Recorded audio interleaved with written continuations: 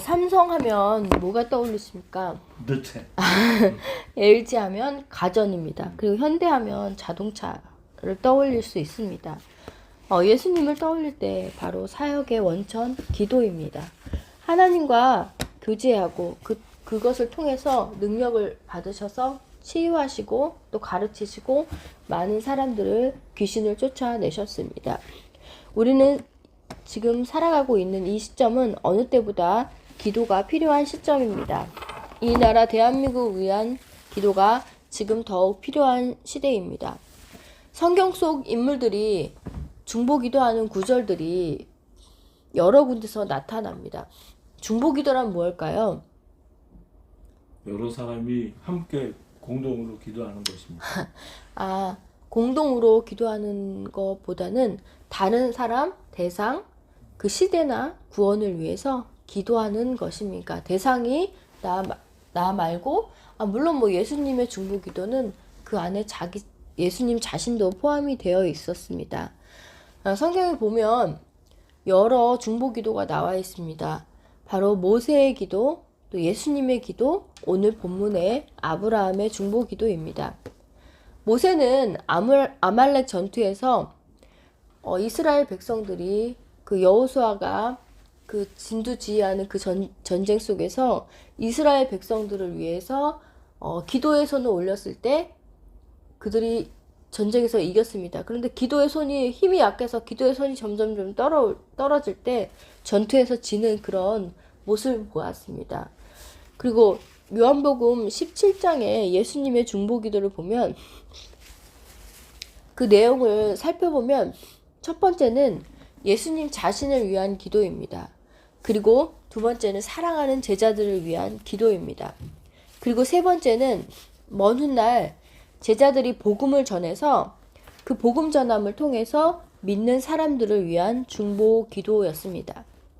오늘 본문에 나오는 내용은 아브라함이 롯이 사는 소돔을 향한 중보 기도입니다. 오늘 한번 본문의 내용을 한번 살펴보겠습니다. 아브라함은 천사의 방문을 받았습니다. 사라가 내년 이때에 아들을 낳을 것이라고 천사들은 아브라함에게 그 귀한 소식을 알려주었습니다. 그리고 또 하나, 소돔이 죄악이 어떤지 살펴보려고 방문한다고 아브라함에게 이야기했습니다. 근데 여기서 참 중요한 사실은 무엇이냐면요. 창세기 18장 17절에서 보면 아브라함에게 여호와 하나님께서 이르시되 내가 하려는 것을 아브라함에게 숨기겠느냐라고 이야기하십니다. 하나님께서는 어떤 일을 행하실 때 반드시 비밀리에 하시는 것이 아니라 지난주에 예배드렸던 것처럼 요한에게 그 마지막 때를 계시하셨던 것처럼 하나님의 사람들에게 반드시 하나님의 계획을 알려주십니다. 오늘 아브라함에게도 이런 사실을 알려주십니다. 그래서 그 소돔성이 너무 죄악 가운데 있기 때문에 하나님의 사람들이 그 억울한 일, 죄악들, 그 힘겨운 모든 그 사정들이 하늘로 자꾸 올라가는 것입니다. 그러겠죠.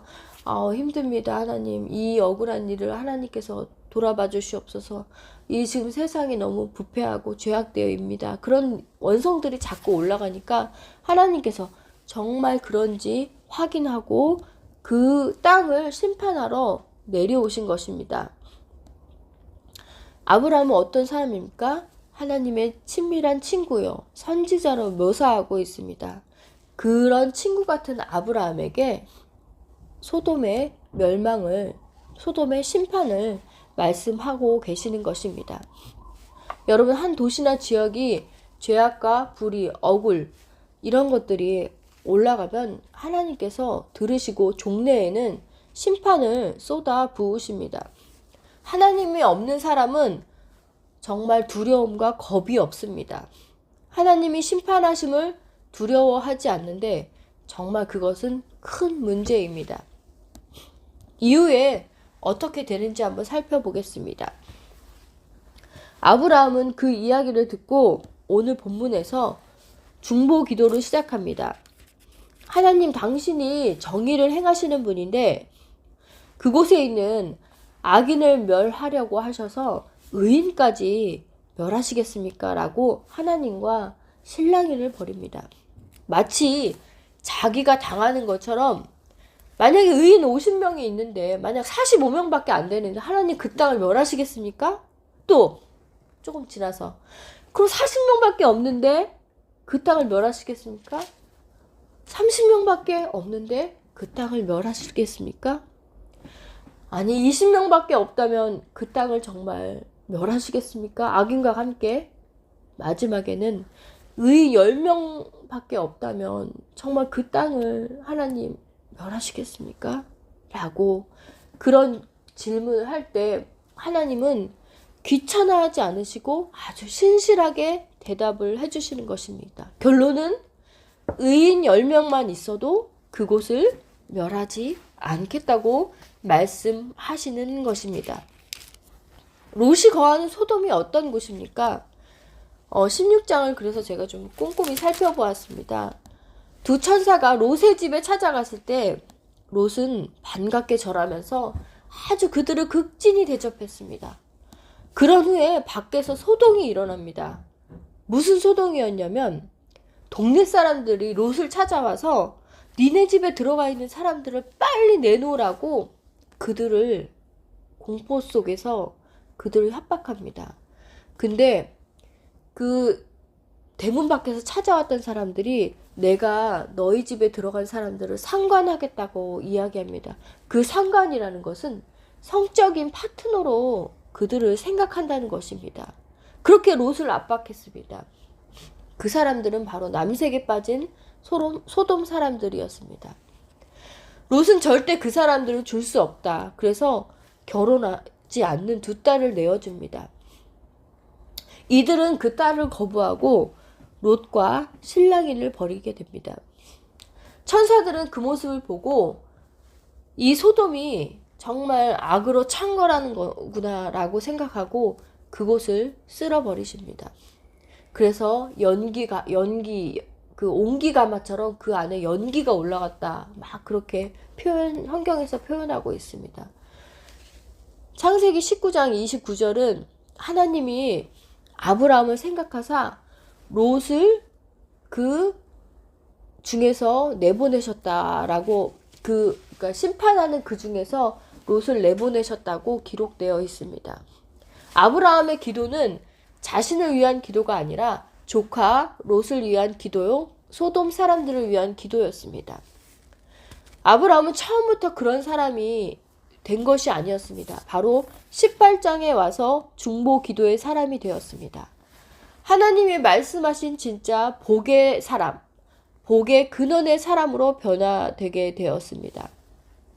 나만의 문제가 아니라 다른 사람의 문제를 위해서 기도할 수 있고 내 집 아닌 한 도시, 한 나라를 위해서 기도할 수 있게 되었습니다. 혹시 여러분들의 기도는 남을 위한 기도의 분량이 어느 정도이십니까? 성경은 우리의 기도 생활에 있어서 하나님 나라를 위한 주님의 영광을 위한 기도를 가르치셨습니다. 또 이웃을 위한 기도도 가르치셨습니다. 서두에 말씀드린 것처럼 내가 아닌 다른 사람들을 위해서 하는 기도를 바로 중보기도라고 합니다. 그런 의미에서 중보기도는 내 이기심을 극복하고 나라는 울타리, 그리고 우리라는 울타리를 넘어 전혀 나와 상관이 없는 사람들, 도시, 나라를 위해서 기도할 수 있는 것입니다. 그렇기 때문에 중보기도는 우리의 시야를 넓히고 기도하는 우리들을 변화시켜 줄 수 있는 것입니다. 오늘 소개할 사람이 바로 리즈 하월즈라는 사람입니다. 바로 중보기도의 사람이고 성령의 사람입니다. 1879년에 영국 웨일즈에서 태어난 사람인데요.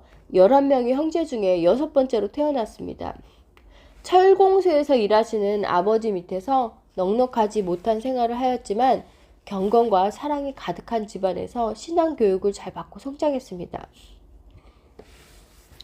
세상적인 즐거움에도 아주 흥미가 없었고 예수님을 거스리는 죄를 짓는다는 것은 생각하지도 못하는 그런 삶이었습니다. 그런데 27세에 렌드린다드 사경회를 통해서 은혜를 받았습니다. 은혜를 받고 사람들을 위해서 기도하기 시작했습니다. 리즈는 아침 7시부터 저녁 4시 반까지 탄광에서 일하고 직장 일이 끝나면 매일 밤 집회에 참석했으며 2번은 신방 가서 모임을 가졌습니다. 그래서 그의 유일한 기도 시간은 집회 장소에서 3km를 걷는 시간이었습니다. 그렇게 기도하는 동안 하나님의 임재가 너무 실제로 느껴져서 리즈는 늘 모자를 벗곤 했습니다. 하지만 낮에는 리즈는 어떤 경우라도 모자를 벗는 일이 없었습니다. 그러니까 한마디로 임재가 있을 때는 하나님 앞에 경의를 표하기 위해서 모자를 벗었다는 이야기인 것 같습니다. 제1차 세계대전 직후 전 세계를 휩쓸어서 수백만 명의 목숨을 앗아간 혹독한 유행성 감기가 리즈 하월즈가 있는 가자랜드에도 덮쳤습니다. 마술사를 비롯해 수많은 사람들이 속수무책으로 죽어가자 그 동네에 있는 추장은 신자들이 피신해 있는 선교회에 사람을 보내어 그곳의 사정은 어떤지 물어봤습니다. 그때 성령이 그렇게 리즈 하월즈를 통해서 이야기했다고 합니다. 저들에게 선교회에서는 아무도 죽지 않을 거라고 말하라고 성령님께서 리즈 하월즈의 마음에 감동을 주셨습니다. 그래서 그는 그렇게 선포했습니다. 그가 하나님이 생사의 주인 되심을 여러 차례 경험했지만 결코 쉬운 일이 아니었습니다. 아니, 유행병이 도는데 어떻게 우리가 속한 선교회의 사람들은 죽지 않겠다 이렇게 과감히 선포할 수 있겠습니까? 유행병은 돌고 도는 병이기 때문이잖아요. 그것은 그가 지금까지 쌓아왔던 죽음과는 비교할 수 없는 큰 규모의 질병이었습니다. 그랬을 때 정말 그 선교회에 있는 사람들은 정말 하나도 죽지 않았다는 거예요. 그러니까 그 추장이 그 사람의 말을 신뢰하고 그곳에 사람을 계속 보낸 거예요. 그 동네 그 사람들을 다 보내서 그곳에서 그 원주민들이 그 선교회에 계속 들어옴을 통해서 거기서 말씀을 듣고 은혜를 받고 회심을 하게 됐다는 거죠. 놀라운 일입니다. 그리고 1차 대전 후 주님께 헌신하고 있는 많은 젊은이들이 이제 훈련시킬 수 있는 대학 수준의 훈련 기간을 세워주실 것을 리즈 하월즈가 기도했다고 합니다. 그래서 자신도 아프리카에 있는 동안 훈련된 일꾼들이 너무 부족했기 때문에 이는 아주 정말 간절히 기도했다고 합니다. 그때 하나님께서 도저히 믿을 수 없는 말씀을 하셨다고 합니다. 나는 대학을 세울 것이다. 그리고 너를 통해서 말이다. 이렇게 이야기하셨다고 합니다. 그때 그 일을 위해서 3,000달란트. 참 엄청난 금액인데요. 그 금액을 주시겠다고 했답니다.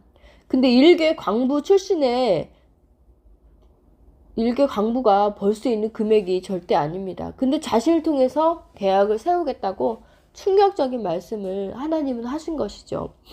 근데 그 당시 미국의 무디 성경학교로 방문했을 때 주님은 리즈 하월즈에게 다시 한번 물으셨다고 합니다.